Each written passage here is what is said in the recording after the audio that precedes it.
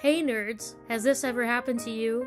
You spend hours going down a Google rabbit trail about some niche historical topic, and you find there's video games about said topic, and you get excited at first, only to buy the game and be super disappointed because the game you spent your hard-earned money on is trash? Or maybe the game is decent, but you're annoyed anyway because it's not true to life?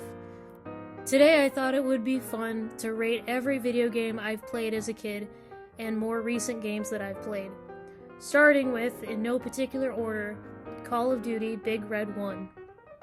10 out of 10 on historical accuracy. Does it age well today? Graphically, it was the best of its time, but obviously now it looks bad.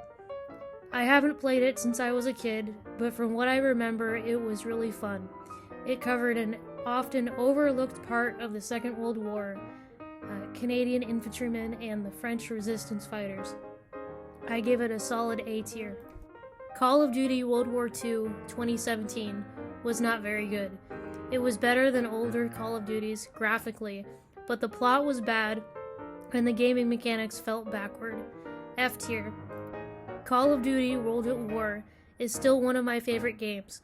It was more brutal than other COD games like Advanced Warfare or Black Ops 4. It felt more realistic, and it isn't your typical arcadey feel like a lot of first-person shooters. I really wish Activision would remaster it. Also, zombies, how could I forget? This was the first time Call of Duty had zombies. Nacht der Untoten was the best zombie map because of its simplicity. S-tier game. Battlefield 1 came out in 2016, one of the very few games based on the First World War instead of World War II. It is one of my favorite Battlefield games. The title is confusing since this is the 10th installment in the series, made by DICE and EA. The gameplay is challenging, and the storyline is compelling. The story is, for the most part, accurate to real events.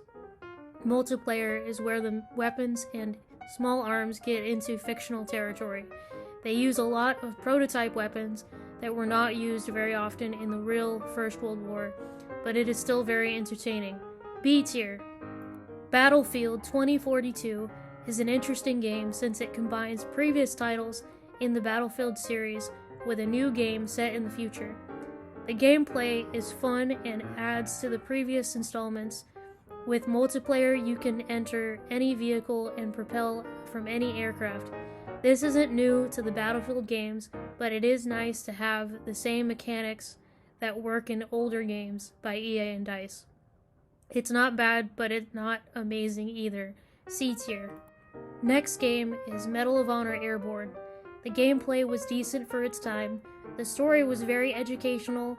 The game devs interviewed real World War II veterans and based their game off of these individuals' experiences. The game mechanics were a bit rough for my Call of Duty fangirl self to get a hold of, since the button layout was different from AAA games of the time, but overall this game deserves an A tier. I talked about both of these previous in my last video, the History Channel video games, Civil War, A Nation Divided, and Battle for the Pacific. Both of these were very bad games, very buggy, and had tank controls.